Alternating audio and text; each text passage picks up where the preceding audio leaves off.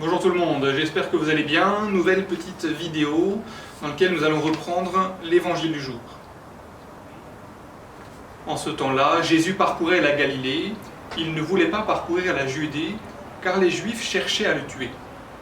La fête juive des Tentes était proche.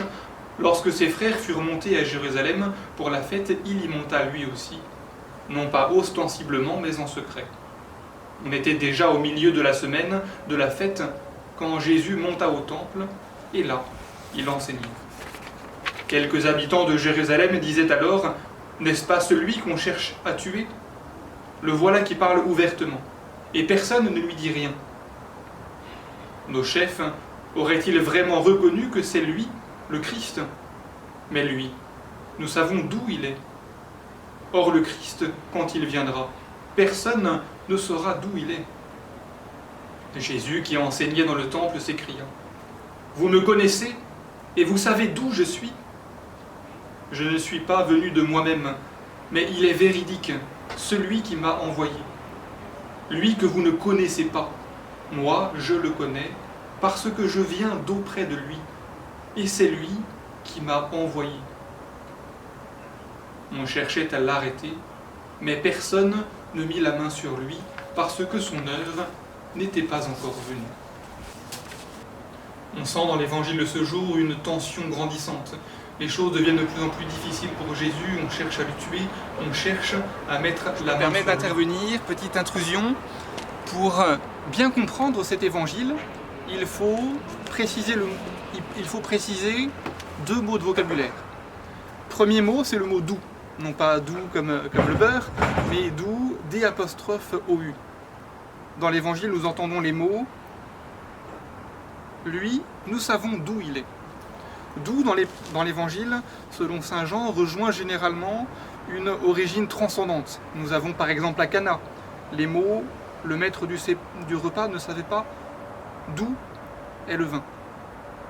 Nous avons encore dans saint Jean, chapitre 19, un peu après notre évangile, où après l'arrestation de Jésus, où Pilate demande à Jésus « D'où es-tu » Dans notre évangile, lorsque les habitants de Jérusalem disent « Lui, nous savons d'où il est », ils reconnaissent l'humanité de Jésus, mais ils sont incapables de reconnaître que Jésus vient du Père, que Jésus a été envoyé par le Père, qu'il vient de Dieu, qu'il est Dieu.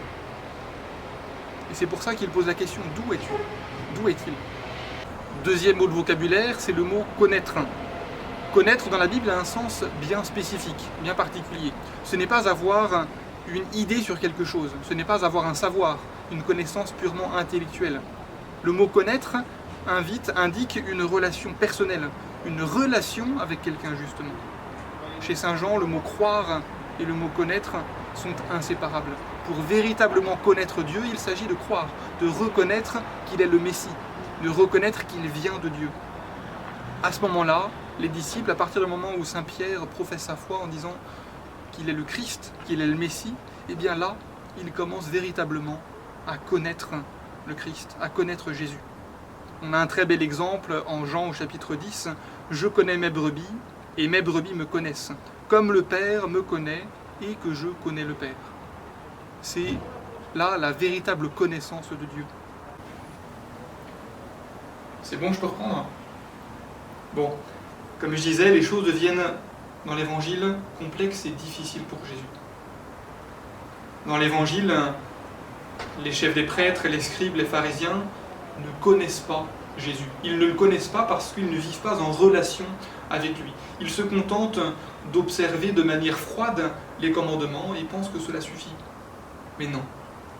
Jésus cherche une relation personnelle avec nous. Dieu cherche une relation personnelle avec chacun d'entre nous. Et donc l'évangile nous invite justement à nous ouvrir à une relation avec Dieu pour le connaître. Dans l'évangile encore, les habitants de Jérusalem s'interrogent sur le Christ. Qui est vraiment Jésus? D'où est-il?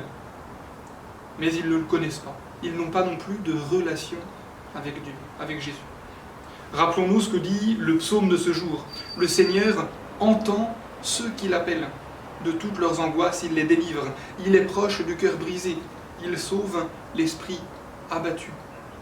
Le Seigneur entend ceux qui l'appellent. Alors, c'est là l'un des messages de l'évangile de ce jour, nous sommes invités à appeler le Seigneur. Nous sommes invités à nous ouvrir à sa rencontre. Rappelez-vous que le Seigneur est proche de ceux qui l'appellent. Il est proche du cœur brisé. En ces temps compliqués, en ces temps difficiles, pour un certain nombre d'entre nous, ceux qui traversent la maladie, ceux qui traversent l'épreuve, ceux qui traversent la séparation, eh bien, ouvrons-nous à la présence de Jésus qui vient à notre rencontre. Laissons-nous toucher par sa présence. Nous sommes invités simplement aujourd'hui à nous tourner vers le Christ, à aller à sa rencontre, et le Seigneur se rend présent notamment par sa parole. Ouvrons-nous à l'Écriture, reprenons l'Évangile, reprenons la parole de Dieu, et je vous assure que le Seigneur Jésus viendra vous consoler, se rapprochera de vous pour venir vous relever.